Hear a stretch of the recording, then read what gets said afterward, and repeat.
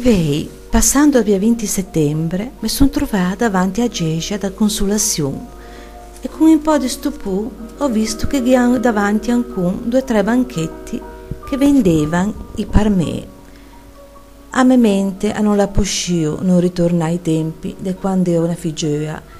e a settimana prima da Domenica de Palme davanti a tutte Gesie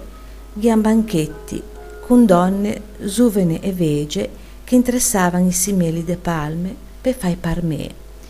Si tramandavano da mo' in figlia una tradizione antichissima e di grande abilità.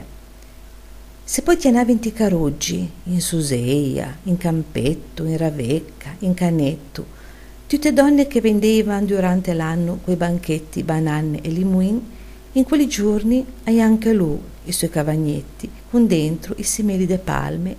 e per mesa feti. A noi altri figlioli che cattavano ognuno il suo parmè,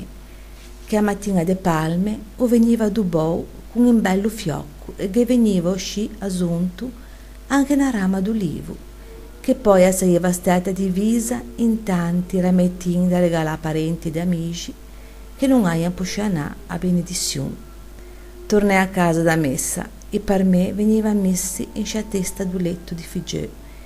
e i rami d'olivo incastrati in tuo quadro da Madonna o do Signore che in appesi de dato letto matrimoniale in ta stanza di nostri puè e muè. Quando poi passò in anno s'avvicinava a prossima Domenica de Palme e per me e i rametti d'olivo benedetto ormai diventati vegi non venivano canciati a rumenta per rispetto, venivano invece progetti.